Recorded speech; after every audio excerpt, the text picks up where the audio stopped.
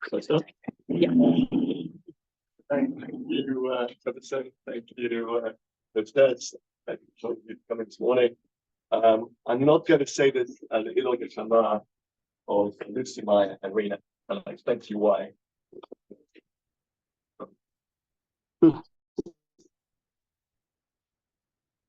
Because after the tragedy, Rabbi Yeshua Shapiro from the Rosh Shiva of Ramat Gan spoke at our shul. And he said, I'm not going to say this to the girls. He said, because those who died to Hashem are Horigim Malchut. In this case, because the Jewish living in the land of Israel by terror, go to Kisei Kavod. Right? They're sitting next to Hashem. There's no Eloi Neshama. So he said, instead we'll do it Eloi Nishmatenu, meaning that there's a mirror in Shemayim, and all our learning should reflect back on us from them. I'd like to say a few words about Lucy, Maya, and Rena. Then I want to talk about dealing with tragedy, which is something I have some experience in now. And then I'd like to talk about the tragedy of the 7th of October and how we relate to that, and perhaps where we are now and where we need to be with respect to that. So firstly, Lucy and the Doves I've known Lucy for 30 years plus. And we're very kind to her, I think Sheffield initially when she was studying. Leeds. We were in Leeds. They were in Leeds, okay, whatever. And Lucy had a special quality, well, many special qualities, but one of the things that I learned from her, I think that people can learn from her, we moved to the suburb in, I think, about 2002. And at that time, the suburb was an aging community and young couples were moving in for some reason. And we were one of those couples, and Lucy started inviting couples for Shabbat lunch and Shabbat dinner, so we used to have guests pretty much every meal. But she always invited two couples. And it was interesting, I think, because there were only two of us at the time, and so it was nice to have a sort of table full of guests. But I noticed something, because at the end of our 2 years there, before we went on to Israel to study in a frat, she set up a committee. She invited the rabbi, had a few friends, and they set up a committee which they decided to call Chaverim. When we came back 4 years later, on Shlichut for 6 years, we noticed that there was now a new Chaverim Minyan in Norris Lee, which now was about half the community, and all the young families that they flocked to this thing, they created this whole whole community effectively around Chaverim. And I didn't really understand how this happened until I read the commentary of the Maharal on benching. I don't think many people have read the commentary of Maharal on benching, but I was reading it, and he says, why do we have a mezuman when we have three? What's the special thing about three people? That's an odd thing, that we only have mezuman when there's three. And he explains in a very sort of strange way. He says, a triangle is the smallest shape that you can make out of points, right? 2 points is only a line, and 3 points is already a shape. And he obviously doesn't know the word for triangle in Hebrew, because he draws a triangle in his commentary, actually, which is the only graphic, I think, in his whole book. And that's that. So I'm thinking, what does this mean? And I begin to realize, if you invite one family for Shabbos lunch, right, then you make a connection between you and them, and you strengthen your friendship, and that's great. But if you invite two friends, two families for Shabbat lunch, then not only do you make a connection directly with each one of them, but they're also making a connection with each other. Mm. So when you move out the picture, that connection still exists. And if they invite a third party next time for a meal, then they've got, they're growing community. So if you want to grow a community, you have to invite two families to a meal. And that's exactly what the Maharal, I think, was referring to about this triangle. This is exactly what Lucy discovered, and we continued in Hendon and Radlett always to invite at least two families to our Shabbos meals. And then she built communities. So much so that when I finished my smicha in 2008, and it was time to come back to England, the United Synagogue wanted to offer her a separate contract as a Rebbetzin to me. This was the first time, I believe, that a Rebbetzin was offered a separate contract. Up to then, every Rebbetzin was on the same contract as the husband, but basically they wanted her and I was the adult. So they wanted to make sure that they didn't just get me, they had to sign a separate contract. Now it's apparently the norm to sign up the Rebbetzins with separate contracts, but that was really because of her. Her reputation had preceded her. Lucy saw the light in everybody. I didn't appreciate this, and this is one of the sad things about life, that you learn a lot about somebody afterwards. Her birthday was on June 11th, 3 months after the tragedy, and we invited her friends round for a sort of celebration of sorts, and we went around the room, we asked them, what did Lucy mean to you? And every single one said she saw the spark of light in our soul, and encourage us to bring it out. Her name meant light. Lucy meant light in Latin. And I realized that she'd done the same for me and for the kids, because I left my career in private equity in 2004 in order to go and study in yeshiva. And had you asked me, I quit, I was promoted to director, and the next day I quit. And had you asked me in 2004, any time up until about a year or two ago, why I did that, I would have had a great sort of self-serving message about how I saw the light, whatever. Once I heard a friend saying this, I realized that it wasn't me at all, it was actually her. She'd seen my potential and said that I was wasted making money. And she decided, and when I thought about it, it makes sense, because most wives do not want their husband to quit a very well-paid job to become a student, and then a poor-paid rabbi, and so forth. But she did. So really, it was all her doing. So that's Lucy. Please God, we'll shine a little bit of light in the few minutes we have to talk here today. Maya, we named her Mayim of Hashem, and we named her after the Torah. And she loved to study and to learn Torah. She had 10 chavrutot every week in Midrashah. That was her passion. She started with Shirim, and she'd have one-to-ones with her friends. And when she was in Yerucham in her final year, she was a madricha for Kita Tet, for year 9 kids, girls, and in her spare time, after her committed hours, she would volunteer in the community and learn chavruta with bat mitzvah girls, whatever. Please God, in her memory, we'll learn some Torah today. Then, by the way, just as an idea, I don't know how many of you ladies have chavrutot during the week, but it's a beautiful thing. You're a lovely crowd of ladies here, and you come once a week. But to choose a book which you love, right? Anything, right? Choose a book you love, and choose one of the ladies here or any other friend, and to meet up for 1 hour a week is such a delight.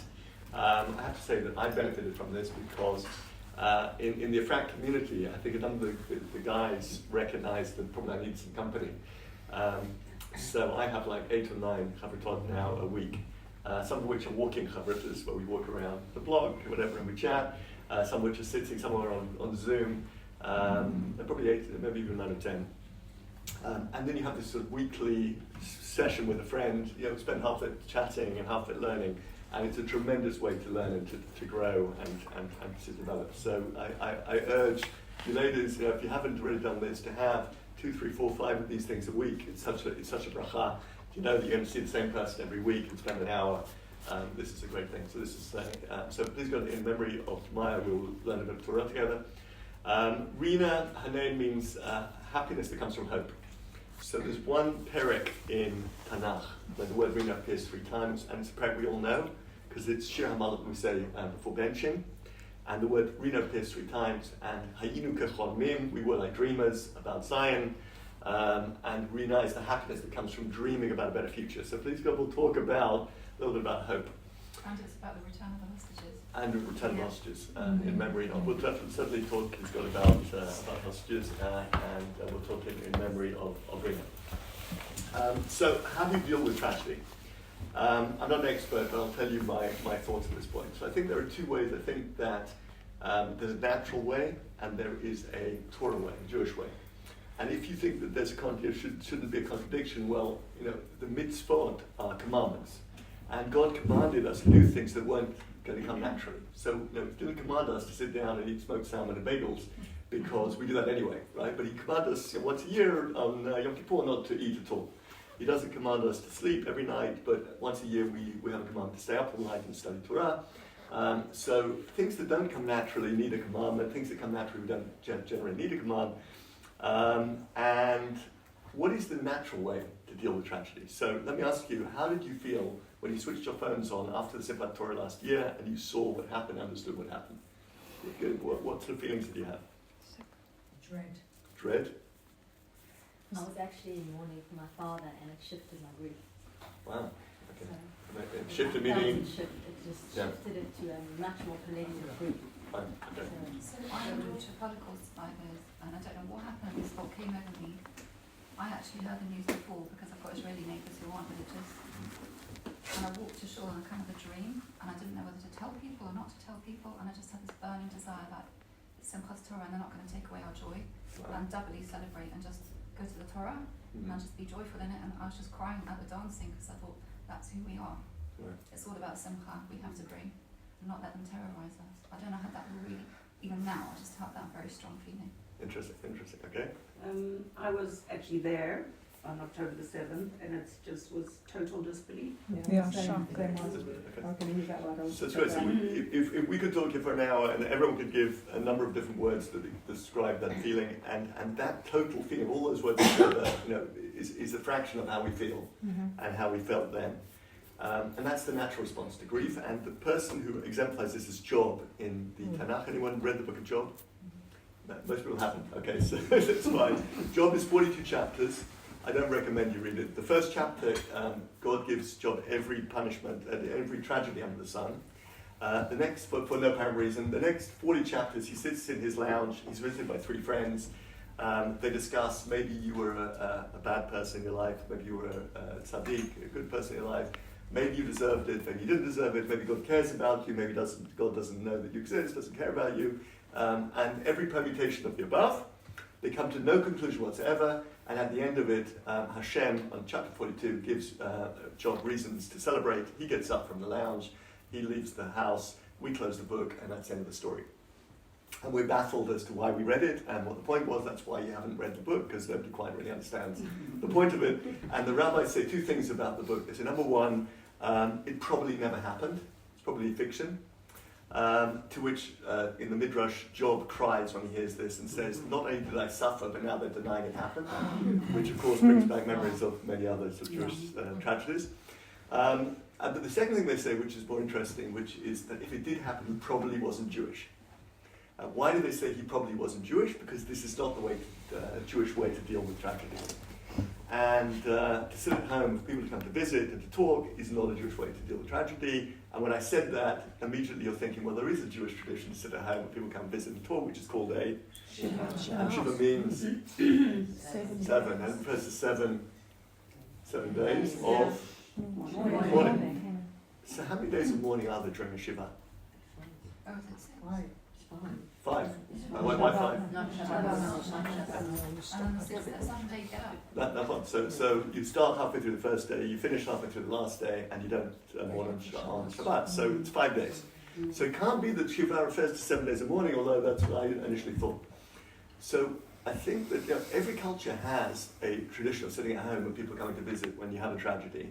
And we see this on TV when a Bedouin soldier or a Jewish soldier is killed, and then people come visit on TV and we see them all sitting exactly the same as we are. Jews bring food. In fact, when Nasrallah, Yamach Shema, was sitting for his mother, by the way, I think a side story, Mossad probably killed her not to find out where Nasrallah was. This is apparently a known thing. When you're trying to find someone who's in hiding, you kill the relative and then they come to the Shiva and then you contract them. But that's something else.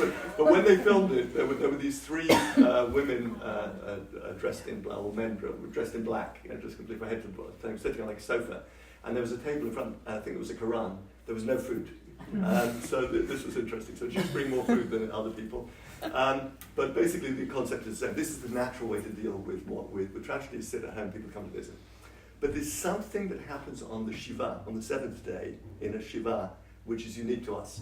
What has to happen on the 7th day? You get up and to leave. That is the Jewish response to tragedy, is to get up and to leave. So the person who exemplifies that, I think, is Rabbi Akiva. Rabbi Akiva, who lost 24,000 students in 7 weeks. After 24 years of training them, he lost his whole life's work. He lost all his friends, all his students, all his family, everything in his whole life.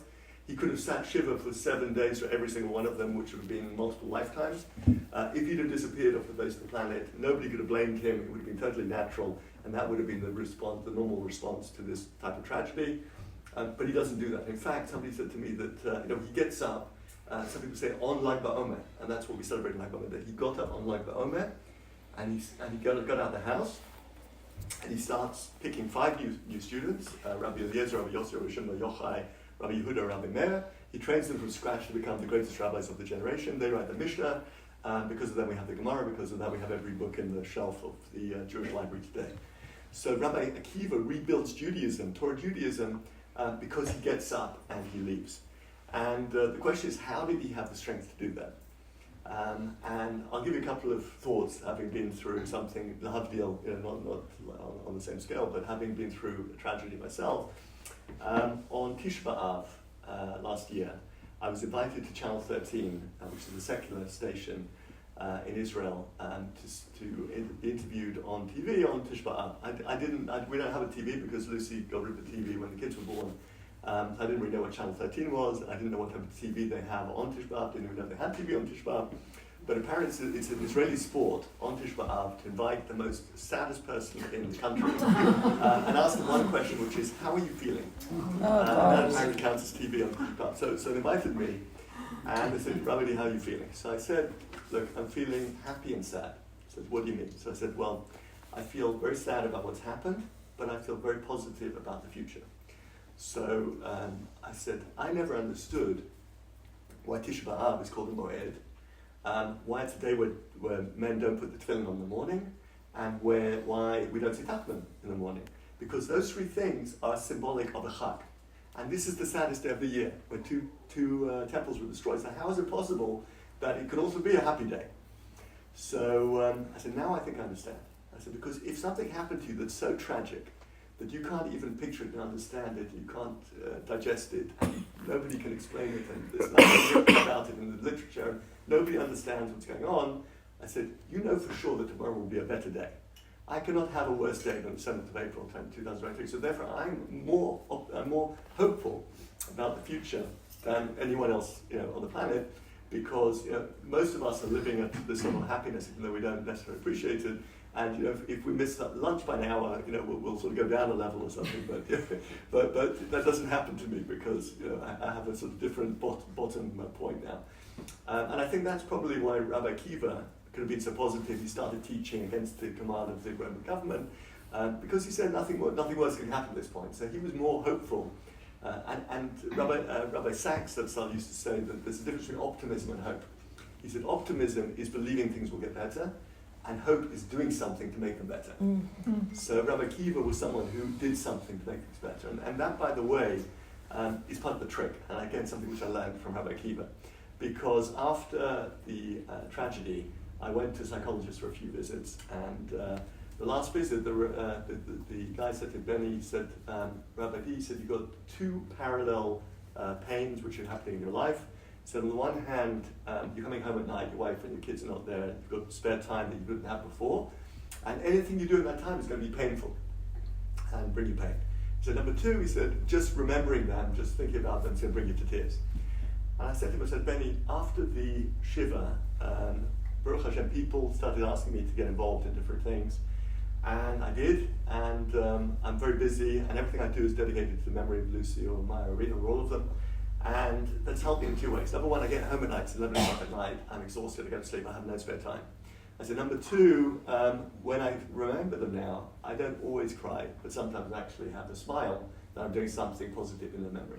So I think, again, that Rabbi Akiva, it sounds very very sort of altruistic that he went off and continued teaching, but actually it was his therapy. Because, if you didn't do that, then really you crumble. And actually somebody asked me last night, I was speaking in Aish, how I got up and did stuff afterwards. And actually, when I thought about it, I remember it wasn't actually me. What happened was my community in Efrat is absolutely incredible. This maybe is a hint for you, for people in the community, maybe something you can think about. But somebody appointed me a secretary, which I wasn't even aware. I'd never met this woman. I don't think she was even in Israel at the time she was appointed. And on WhatsApp, she was sending me, the people would contact her. I don't know how they knew that she was my secretary, because I only found out a week later. And she would say to me, are you free Tuesday, 3 o'clock to meet this one? Are you free?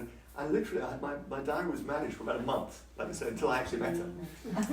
And then, after about a month, 6 weeks, I sort of got the mindset that I actually could physically use my diary. I could actually plan things a little bit ahead. Then I started making my own arrangements, and then she was making arrangements, and they were conflicting, and I didn't always have the telephone number because she had the number, and then it was getting quite stressful, so then I realized it was time to move on, so I said thank you very much. And I had to sort of, because now I manage my diary myself, but people now contact me and say, will you do this, will you do that, whatever. So if something which maybe you haven't thought about, but if somebody is in after a tragedy, to start managing the diary for them and actually to make them busy, just to tell them what they're doing, because you don't have a mindset that you can actually plan anything or arrange anything or agree to anything, but if somebody tells you you're doing it, you can sort of, so you have to sort of manage, you need a life manager basically at this point. Anyway, so Rabbi Akiva, how did Rabbi Akiva know that this was the right response? I think he looks into the Torah. The Torah is a story, says Rabbi Sachs, it's a tragedy actually.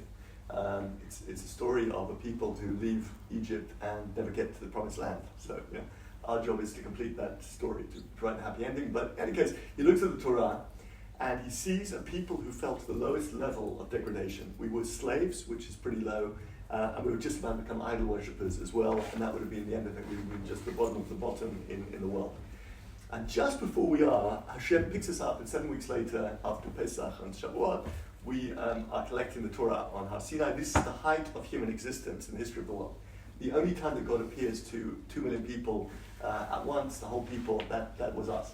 So we went from the bottom to the top in 7 weeks. And Rabbi Akiva understood that when a tragedy happens to the Jewish people, that is foreboding of a tremendous gula, of a tzmicha, of a growth that's going to happen for our people.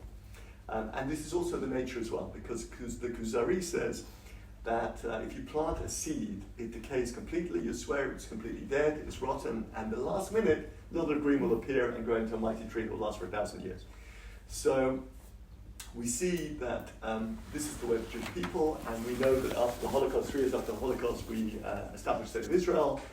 We see that in 1967, when my parents say they were sitting around the kitchen on a black and white little television this size, looking at the news and worrying that there was going to be a second Holocaust in Israel, and tens of thousands of graves were dug all around the country. 6 days later, we took back the Kotel and Yehuda V'Shomron, etc. So we see that this is the way of the Jewish people. We have a tragedy, and it's followed by a tremendous step forward. And if we now look at the 7th of October, we see that we have the greatest tragedy that struck the Jewish people in our lifetimes, greater than 73, 67, 48, more violent perhaps than many days of the Holocaust, but the response to it is far worse than the Holocaust, because during the Holocaust, the British and the Americans pretended they didn't know what was going on and pretended to have some sort of sensitivity to it, although they did absolutely nothing. And this time, people actually danced in the street and sang, and shouted, "Kill the Jews." So we've never seen a response like this so openly and viciously anti-Semitic. So in some ways, this is one of the greatest tragedies that's happened to the Jewish people in the history of our people. And if that's the case, we know that there must be a great gula, a great redemption that's about to come from it. And if we have any doubt that that is God's plan, then we can see his fingerprints over the whole story, because it happened on Simchat Torah, which is the day we open the Torah fresh and we read from the creation of the world. And Hashem is saying to us effectively, you are now in a new world. The world we're in now after the 7th of October is not the world we were in before. We feel that, every Israeli feels that, I think every Jew feels that. I think most non-Jews actually feel that 2024 is a different year. I mean, we're seeing things in the news that we never expected to see with Russia and China and Iran and whatever. We can expect probably World War III to break out in the next few weeks. I just hope I'm going to get back to Israel tomorrow morning before the war starts off in Hezbollah.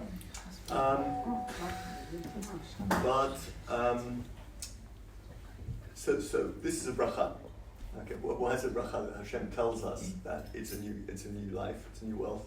After our tragedy, after the Shloshim, I turned to my kids and I said, we're starting a new world. I said, we had world number 1 with 2 parents and 5 kids. We had 30 days of tears and suffering. I said, we now have to start fresh. It's a new life, it's a happy life. It's a good life, we'll have memories of life number 1, but it's a completely new world and there's no connection between the two. And that's the only way that we can deal with it, because there's no way of living with the with the constant sort of memories of what life was like beforehand. It's just a new existence. We've just been transplanted to a new planet. And I think Hashem's telling us, you've just been transplanted to a new planet. This is a new planet. Don't compare it to how life was before. That's finished completely. And then the first 2 words that Hashem says in the Torah are "Vayihi or," let there be light. What is the light? Is it the light of the sun? No, because the sun's created on day 4. So what is the light? Hashem says, let there be light. I think it's the light of truth that shines between good and evil. And that's what Hashem says every day. And it was good, or it was very good, because the light is shining to distinguish between good and evil. And the light was shining on the Sunday morning after Simchat Torah on good and evil. And in fact, evil started walking down the streets of New York, Paris, and London, shouting, "Kill the Jews," with the new swastika, which is the Palestinian flag, and Baruch Hashem. Why do I say Baruch Hashem? Because these people know that anti-Semite was created on the 7th of October. Every anti-Semite who's walking down the street today, they all existed. They exist on now. Hashem is shining a light on evil. So now, not only can we see them, which is a bracha, but actually the whole world can see them. And this is a great bracha. We're seeing that the impact of that on the elections in Europe, and we'll see the effect of the American election. We'll see the fact this year is the year with the most number of elections in democratic countries in the history of the world. So nothing is by chance. And the French election wasn't even scheduled, and it's taking place as well. So we see that somehow the world is being forced to react to this particular light that's shining. And of course, as always, the Jewish people are right bang in the middle of everything and directing world politics and the world. And it's a bracha, so it's a bracha that the light is shining. But the light's also shining on good things as well. It's strange good things that are happening that we have to pay attention to. There was a politician in Turkey who stood up and cursed Israel for 2 minutes, dropped dead of a heart attack on the spot. This is not normal. Okay, this is a new world thing, not an old world thing. I never saw it in my lifetime. You never saw it in your lifetimes. Your parents, our parents, their grandparents never saw anything. This is not normal. Okay, this is only in this new world where the light is shining where these things happen. 330 missiles were pointed at Israel on the Saturday night at 10 o'clock. We heard they were coming. I went to sleep and I thought to myself, if I have to wake up, there'll be a siren, I can rely on it. At 2 o'clock in the morning, there was a siren in a frat. We had about 2 minutes to go to Tali's bedroom, which is the safe room. And 4 of us and 6 of our neighbors from upstairs came down. We're all sitting there together. After about a minute, there were 6 explosions above our head as the Iron Dome knocked them all out of the sky.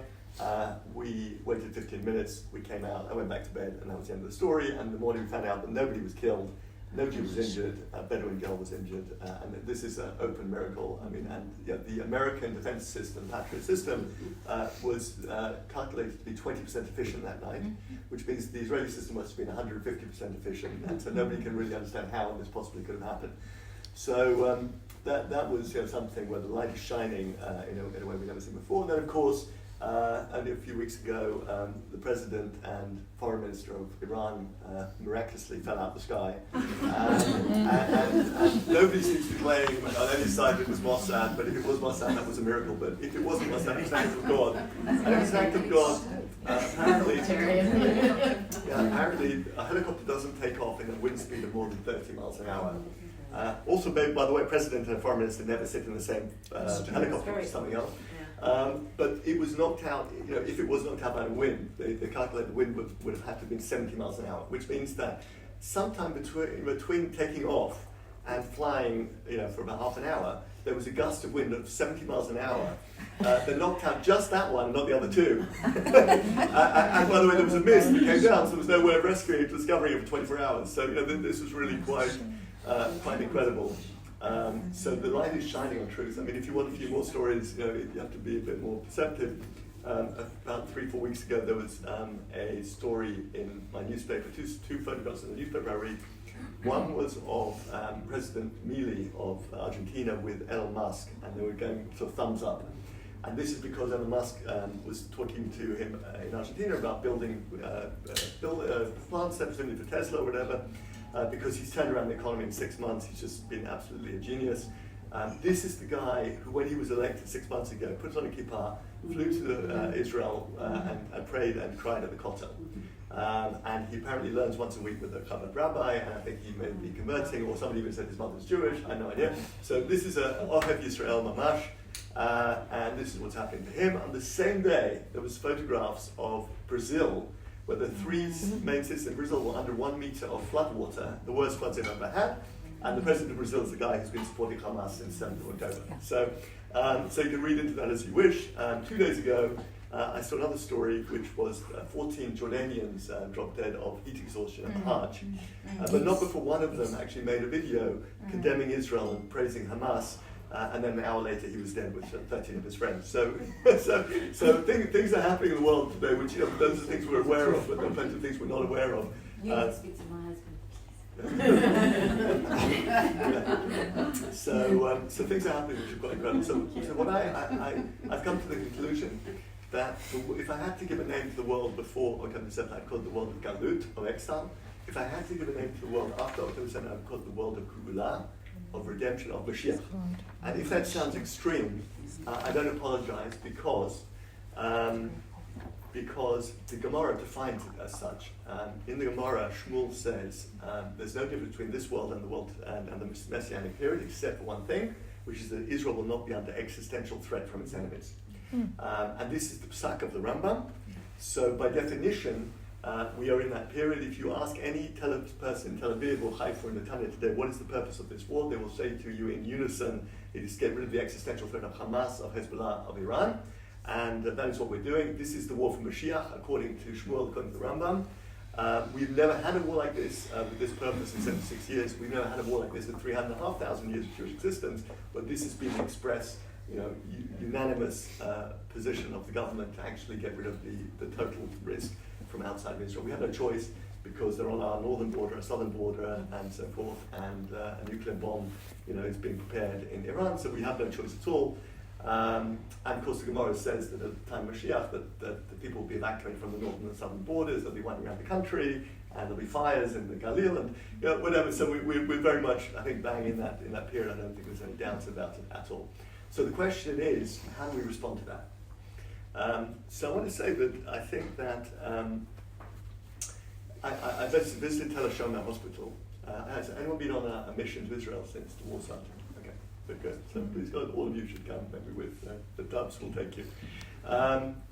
People appreciate it, by the way. The soldiers appreciate it. Everyone appreciates it. I went to Tel Shema Hospital to visit the injured soldiers, and I ended up sitting with a boy who was Ari, 23 years old, who lost an arm and 2 legs. He was in intensive care for 6 weeks with operations. His parents swore that he wasn't going to survive. He had 35 litres of blood transfusion. That's 7 bodies worth of blood transfusions, which is almost unheard of. And he was sitting there smiling and chatting with his friends and his family as I turned up.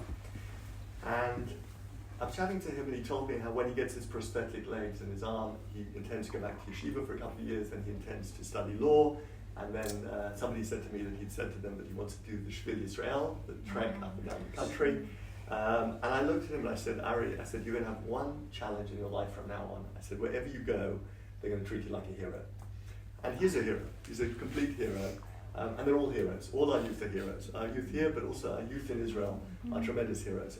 Nobody could imagine, there was an article written that the TikTok generation is fighting like lions. Nobody imagined that these kids could get off their phones and go out there and fight, and they're fighting better than any other previous generation. In fact, I'll tell you a story.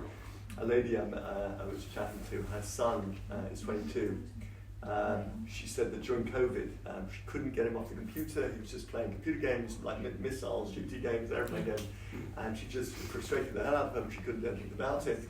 She said during this war he happened to have the job of shooting out missiles from the sky during the night with 317 missiles.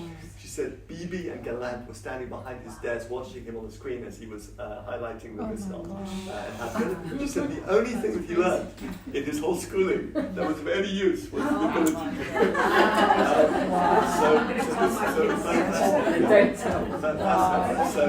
in any case, we have an incredible youth, and in fact, such a great youth that I would say once that your defense minister, Grant Shapps, apparently Jewish, was head of the GS, that's another story, spoke about 3 months ago on a Motzei Shabbat, and I saw this speech. And at the same time, the head of NATO forces in Europe had the same speech to the whole of Europe. And they said there's going to be a war with Russia, Iran, etc. in the next year, 3, 5, whatever. In fact, somebody said to me that the reason that Rishi Sunak has held his election now is because he knows there's a war coming in the next few months, and he doesn't want to be the Prime Minister. Which explains a lot. Explains why he announced conscription just before he announced the election, which doesn't make sense if you want to win an election. It only makes sense if you don't want to win an election. But in any case, that's what's going on. So he made a speech. He said there's going to be a war in the next year, 3, 5, with Russia, Iran, etc. And we need to have 3 things. We need to change 3 things in Britain, and the European guy said in Europe. So number 1, we need to spend more money on defense. Number 2, we need conscription. And number 3, we need a change in culture. And if you unpack what he said, it's fascinating because if Britain spends 10% of its budget at the moment on defense and has to go up to 20%, that means that they'll have to cut the NHS dramatically, they'll have to cut the education dramatically. They cut the benefits dramatically. Whatever. The country that has tackled these problems 50 years ago is Israel. We have the best healthcare system and the lowest cost healthcare system in the world. And we have the lowest cost and best quality education system in the world. And basically, if they increase defense spending in England, they'll have to look to Israel and say, how do we become more like Israel? Conscription. There's only one Western country in the world that has conscription for men and women, which is Israel. If Britain does introduce conscription in national service, they will be doing for men and women. They will be looking to Israel saying, we need to become more like Israel. And then he said, we need a change in culture. And nobody understood what he meant. And then 2 months later, he did a poll. And they asked Generation Z, would you be prepared to fight for your country? And 27% said yes. Wow. And in Israel, my son who's 15 is already working out daily with his friends because they all want to get into the elite units in the army. And when they called up the reservists, they didn't get 100%, they got 120% because 20% said, why didn't you call me as well? So when Grant Shapps was saying we need to change culture, what he meant was we need to be more like Israel. In a country like this where maybe 10% of people are proud to hold the flag, unless you have 100% of people holding the flag, you haven't got a chance at all. In Israel, both left and right hold the flag. There's no question. We want to survive and we want the best for our children. We have complete unity. We always had complete unity. It was complete fallacy. We didn't have unity. We don't have uniformity, and that is very good. But we do always have unity because we all believe that we want to do the best for our country and for our people. So Israel is now the light to the nations. Okay, it sounds odd because we look out what's happening, all we see on the news and all we see in the politicians is hatred. But one thing to bear in mind is there is a political class and there is a media class, both of which are crumbling, by the way, and they hate Israel. Then there's everybody else, and they love Israel. So we saw this in the Eurovision Song Contest. Israel got the top mark from everybody in Europe, and they got the bottom mark from the media and the politicians who were voting at the final round. And why is this happening? Because we're living in a special generation. They did a survey in America of Democrats and Republicans. They asked them, do you trust the news? So they asked the Democrats, do you trust Republican news? And obviously 100% said no. Do you trust Democrat news? 60% said no. And the Republicans, they said, did the same thing. 60% said we don't even trust our own news. So we've now got to this stage of sophistication that there's so much news in social media and in the world that nobody actually believes it. And this is a bracha. Because the news, when the media or the politicians were powerful, say 50 years ago, before we realized a bunch of lies and now we don't trust them. Anyway, but at the point where we trusted politicians, they had a lot of power because they could tell us what was happening and we could believe them. Since we don't believe them, they're completely powerless, so we ignore them. The media, we actually believed up till about 10 years ago, and therefore, as Jews, we're particularly worried about the position on Israel because we thought, people are going to actually listen to them. Now we actually know that people don't listen to them, so actually we can be relaxed that it doesn't matter what they say because it's all lies. But actually, Hashem gave every single person a spark of, the breath of his breath of divine, of the divine, and what we have inside us is a gauge of truth. Every human being. And therefore, now we don't trust the people who are giving us the news. We can make our minds up for ourselves. It turns out that people are actually voting with their feet, and they're seeing the good in Israel. They're voting against the Muslims and the evil, and this is what's happening in the world. The world is waking up, and this is because we don't trust the news anymore. This will only increase because as the news is generated more and more by AI, it's completely artificial, plus videos, plus photographs, plus everything. There'll be absolutely no trust whatsoever, and that is a bracha, because people have to think for themselves. And when you're holding the Torah, which is the book of truth, you have nothing to defend yourself against. If you are a religion or a culture that is holding lies, then anyone who argues against you have to have a fatwa against, because basically it's too dangerous that people should understand that it's a book of lies. But we have nothing to hide, so Baruch Hashem, that's who we are. So where are we? We're at a turning point, Jewish people, and why should everything have turned around the 7th of October? I want to give you a suggestion. The Ramban stated 700 years ago that there is no value in mitzvahs performed outside of Israel except as practice for the real thing, which are inside Israel. It's a fact. I'm sorry to offend people. I also lived in diaspora for most of my life. I've talked to the kids in Hasmo and sort of the kids in Emmanuel. I said to them, it's a bit like you are the reserve team for Manchester United. And you're the top goalie, the top striker, the top defender, but you never actually played a match. So, but if you come to Israel, I said all those skills you have, the Shabbat, Kashrut, the Torah, suddenly you're on the FA Cup final, and we feel that in Israel that all your kids, all of you, all the things that you have, all the culture, all this wonderful learning, everything that you're doing here, you transplant it to Israel.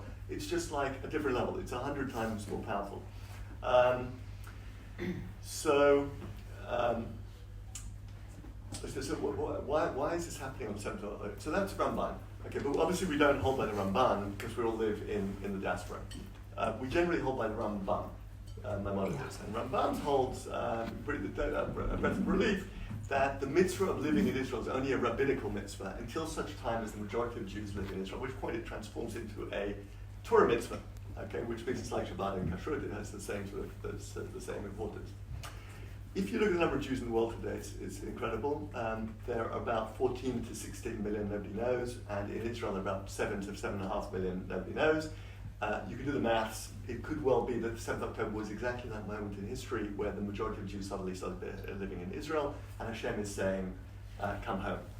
And at this point, to be a religious Jew, one has to be in Israel. There's no choice. Our rabbis around the world are a little bit concerned about this because, understandably, it's a big change, and they're not the first to point this out. Yeah. Sorry, I keep thinking I've been thinking about it for a while since I was learning something else. When do we know when is the right time?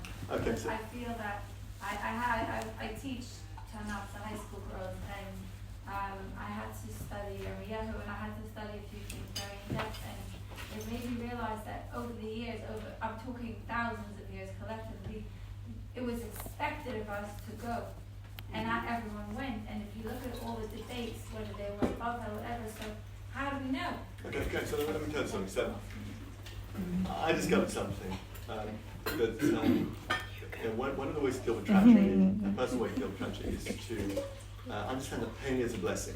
Right? Not what causes the pain is very sad and tragic, but what the pain that you have from it is a blessing. Why is it a blessing? Because the pain comes to teach you that you need to change something. Something's lacking from your life. So I give an example that about a month ago, my kids always been around for Shabbat. I usually have two or three kids home for Shabbat every week. One is usually on some Shabbaton, but generally they're staggered around. It's worked out that way. About a month ago, I was by myself for Shabbat. They were all away. And I invited myself out for 2 meals. And so Shlishit, I decided I'd be at home by myself. I came home and I was in tears. I was just miserable for half an hour. Then I stopped. I thought, why am I so miserable?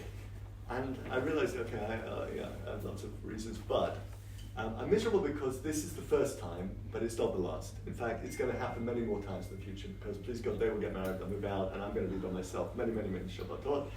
And I realized, I said to myself, I can't do this. I need to have a partner, whatever. And even though there wasn't a quick solution to that problem, I suddenly, the fact that I thought about this brought me a sort of just relief. Right? In other words, once you realize that there's a solution, when the tragedy happened, my sister was with us, and she's a psychologist. She happened to have some tranquilizers on her. She keeps them on her patient. And I started thinking, and she gave me for a couple of weeks. I took these tranquilizers. I couldn't breathe because I was just as such, whatever. So my body would. But then I realized I have to get off these tranquilizers because it wasn't helping me to get through the grief. It was just sort of delaying it. And I think that we as people are very good. And we have stress, we have anxiety, we take tablets, right? We can pretend it doesn't exist and we can dumb it down. But actually, that's not the solution. I think the solution is to work through the pain and to work out what is it that I need to change in my life? What is that pain telling me? And dealing with it, and that's much healthier. And I think we have a communal pain at the moment. We've got people walking down the street saying, kill the Jews, get out of here, whatever. Yeah. Now, we can deal with it two ways. We can take a tranquilizer and say, just ignore it, it's only there, it's not in my street, it's in that street, it's in the universities, So you can take a tranquilizer, but I don't think that's necessarily the healthy way to deal with it. I think one has to say, what are they telling me?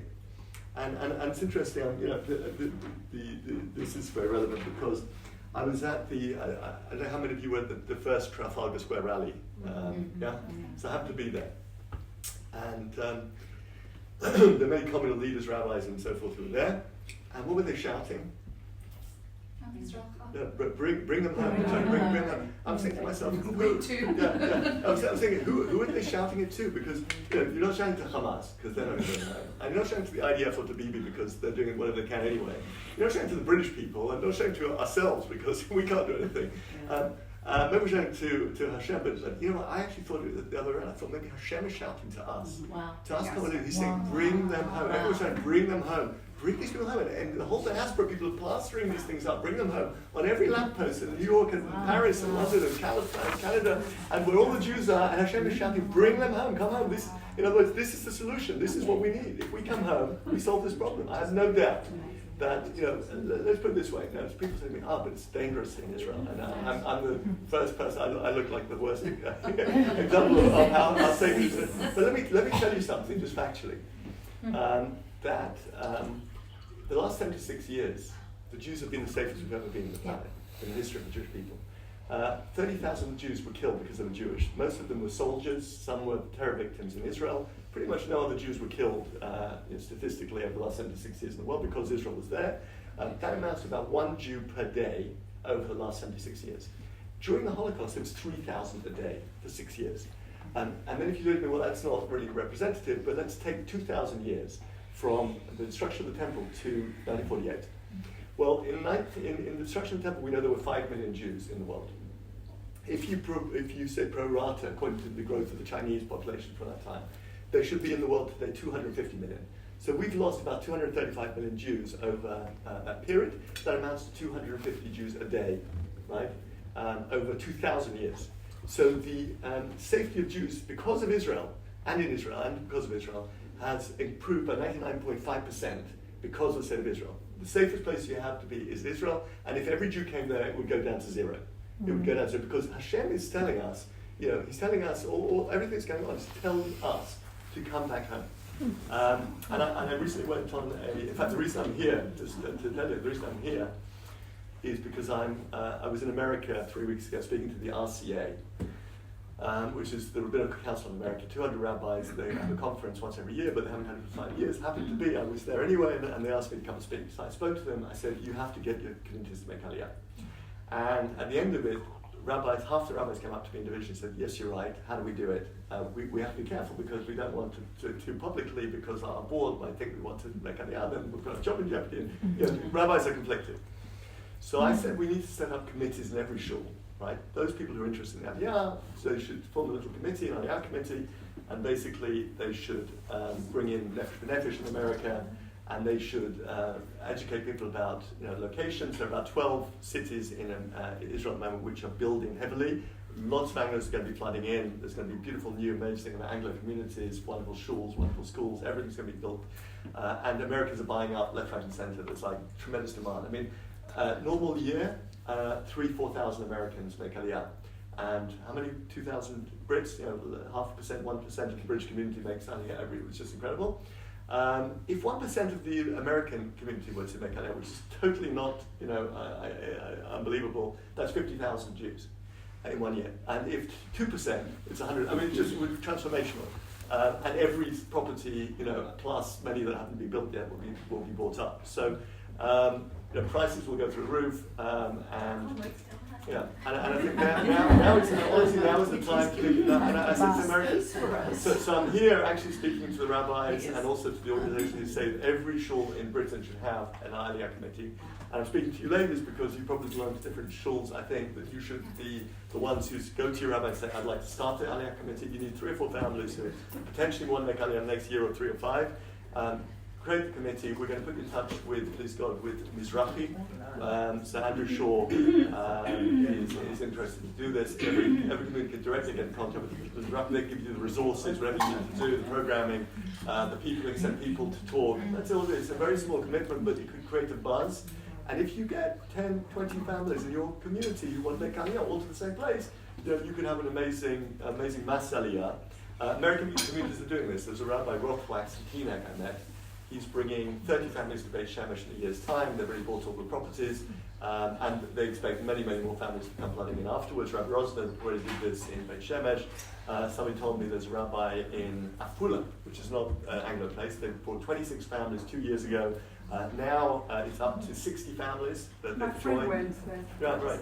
So now there's like a vibrant Anglo community in Afula that there was before. Then Katrin, I know there are Anglos, but there are Karmei Gat. There's many different places now. On Nefesh B'Nefesh, there are about 12 places where they're building massively, and they're expecting a massive influx. There are nice homes, all different types of flats, there are gardens, there are houses, there are all different types of things depending on your budget. But generally speaking, if you have a big budget, you can buy whatever you want, but most people don't. So these are places you can probably buy a decent home for 2 to 3 million shekels. Which is sort of affordable, but you have to create a new community because if you go to an establishment like Ranana or a Frat or Jerusalem, obviously you'll pay twice that. So, any case, that I think is what Hashem is telling us here. That now is the time, and that really is my message. Any questions? Yeah. So you speak about the Shiva Brachos and 7 days. Do you think there's any significance? It was on October the 7th. Well, interesting. I'll tell you something. I think that there are 2 mitzvahs which non-Jews are not allowed to participate in, which is Talmud Torah and Shabbat. And the fact it took place on Shabbat and on Simchat Torah, I think is significant. In other words, Hashem was saying to us, this is a message that only Jews can understand. But we didn't understand it, but now I think we should start to understand it. So, but something kind of interesting. And we went to 7 to 10. 7 and 10 are both Jewish numbers. I mean, it's like really interesting. Just something small. I've heard you speak from when you spoke at the Levaya of your wife and your girls, other interviews that you've done, and you always gave such a positive chizuk vibe. But being in the room with you, it's like taking up 10 levels for me. And Baruch Hashem, my life is good, and everyone has their challenges, but thank you. Thank you. Yeah, thank you. Yeah, no, also such a great honor and privilege to hear you today. And I was just wondering, do you ever think about, do you ever question, why? What is the purpose of the suffering and evil? Not just to you personally, but I mean, just in general to the Jewish people. So there's somebody left the Shiva a book called Siftei Chaim by Rabbi Chaim Friedlander on Emunah. And I had like a table full of stuff people brought. I didn't open it. And then one day, a few months afterwards, I saw this parcel, and it was a couple of volumes. I started reading it, and he has a beautiful insight into this. He says that basically all suffering, the Jewish people's role is to bring Geulah to the world. And if it doesn't happen, if we don't do our role, in sort of we're meant to do, then he sometimes will prod us, which means bring suffering to the Jewish people. That is the purpose, to bring the Geulah Bezmano in its time. And I think that we see what's happened on October 7th. It's a terrible tragedy, but clearly it has transformed the world. So, is it worth it? We don't make that cheshbon. Hashem makes that cheshbon, but that it has changed the world is no question at all. So we see that maybe we should pay attention to that and say, Hashem's got a message for us. This is not random, right? Maybe to some people in the world, I think most non-Jews probably see this is a directive, a situation, and they're looking to the Jews for guidance at this point. You seem to have found your target. I feel maybe that bringing the rule of also what people can find what their mission is. We don't always know what our mission is. But I just feel very inspired hearing you, and also that it's very hard to understand what's expected of us, and you seem to have such a clear vision of what's expected. I think it's one of the things that tragedy does is it focuses you on emet. Yes.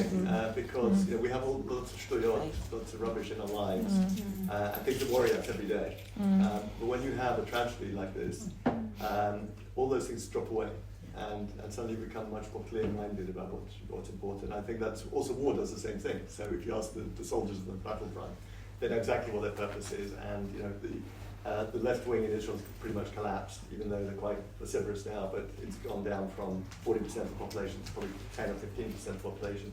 God forbid, there's more tragedies, it will go down to nothing very quickly. So it focuses you on, who the true enemy is and what you do. Yeah. And I just was wondering, do you think the Let There Be Light could have been let the light from all of us eventually come out? Because once that does happen, it's very powerful. Yes, I think that's also true. I think the light it's not just the emet shining, it's actually that the emet really shines from inside. It's this ability to see the truth, which captures that. I just wanted to ask two things. Firstly, how are your other children doing, and have they managed to, Baruch Hashem, find some sort of shalom? And then secondly, what made you and Lucy decide to settle in Efrat? Personally, I find when I hear how these tragedies happen, and I always look on the map of Israel and I always see they in those kind of parts of the country that are on the border of the West Bank, my first thought is, but it's such a, why were they there? And so maybe you can explain to me, as someone who's not as educated enough, why there. So I went to study in Efrat because that was where Rabbi Riskin's yeshiva was, and that's what I did for 4 years. While we were there, Lucy fell in love with Efrat, and one morning, a year afterwards, when we started 6 years of Shlichut, she said, we have to go back to Efrat at some point, because that's the only place to bring up Jewish kids. And it's true. I mean, I think not just Efrat, perhaps other places as well, but the youth in Efrat, we spotted that. It was just incredible. They're volunteering, they're active, they're lively, they care, they've got responsibility. It's a very different type of upbringing to what we have here, and we wanted that for our kids. So she sent me on a mission one day in 2010 to go and buy a house in Efrat. We sold a house in London, and Baruch Hashem. That's how we ended up in Efrat. Efrat is the safest place in the world. Baruch Hashem has never been an attack in Efrat. Not really around. I mean, the Intifada, yes, since the Intifada it's been very, very safe. And our attack happened 100 kilometers away in the Jordan Valley. So it was nowhere near Efrat, it was nothing to do with Efrat. And the kids, they travel around the country on buses by themselves. The girls come home at night, 2 in the morning, 3 in the morning. I have no worries about them at all. Which I would hear, by the way. So, the Baruch Hashem, the kids, Karen is in she's just did 2 years of national service. She's going to SEM for a year, please God, next year. Tali completed SEM for a year this year, and she's going to the Air Force in July. Wow. That's that. And then, and by the way, where parents were worried about sending their girls and even boys to the army, religious boys to the army, it's the opposite now. Non-religious parents are worried about sending their kids to the army because they're becoming karev. I have a WhatsApp from a kid, an English kid I know from here, who went out as a chal boded, as a lone soldier, and he wrote to me about this beautiful thing a couple of weeks ago. He said, I was just in the field this week, and they were davening mincha, and I was swept away by the ruach. And he said on Shabbat I joined them for davening. He said it was just incredible. 20 lone soldiers from all over the world, all the different. They're the minority, but they're sweeping everybody away. And everyone wants to be part of this because you're stuck with these people 6 months, they're dancing, they're singing, they're giving a great Torah, chizuk. And so everyone's getting into this. I mean, it's just absolutely amazing. And the same with girls. She's going with a bunch of girls from her midrashah, and the midrashot are all connected, so there's a bunch of, all the girls are going together from all the different midrashot. The rabbis come and give shiurim once a week. There's a beit midrash on the base, there's a beit knesset on base. Alavai she'll meet her husband, that is the vibe now of, it's like a shidduch machine. So it's a very different situation from what it might have been 10, 20 years ago.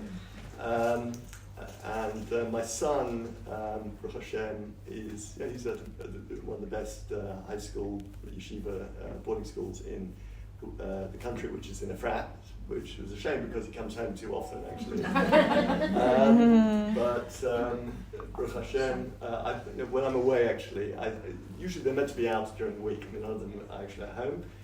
Often they are at home, and I think when I'm away, I'm speaking to them this week, they all feel a little bit sort of unloved. So I'll go back and I'm fine. I'm with them for a couple of months. But they're up and down, but they have a lot of friends, Baruch Hashem, and tremendous support, and their lives are continuing and growing and doing amazing things. And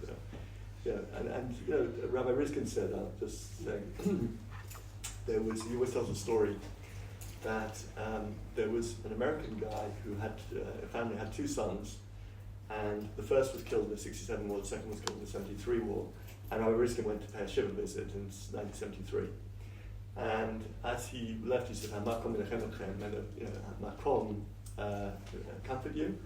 And the guy said to him, he said, "I never understood why Hashem is referred to as Hamakom, the place." He said, "But now I can tell you." He said, "Hamakom refers to Eretz Israel." He said, "The only nechama, the only comfort that I get is that my sons died defending the land." And I have to say that the only way that I can feel comforted is that we chose to live in Eretz Israel, which is a meaningful existence. Baruch Hashem, I've got 3 lovely kids, and I'm still around for the time being. And we're living in the place we're meant to be doing. We're fulfilling the dream which Lucy had and which I have, the kids have now. And that is a tremendous comfort. If, God forbid, and I say it honestly, if this had happened in England, which does happen in England. I have a cousin, I don't know if you know the Fines. Her husband, Elizabeth Fine, her husband was killed in Cardiff 40 years ago in a terrorist attack outside the shul into Cardiff. So they picked up and left and went to Netanya, where they've lived in Baruch Hashem. But it happens here, or God forbid you have a car crash or something, then what's it for? Then you question yourself, why did that happen? What's it for? I don't question that. We came to Israel where Hashem has a plan, we're in the right place, we're doing the right thing. Things happen, okay, that's part of Hashem's plan, but when you're in the right place, I think that is the greatest comfort of all. So please God, we should all celebrate together. Thank you. I want everybody to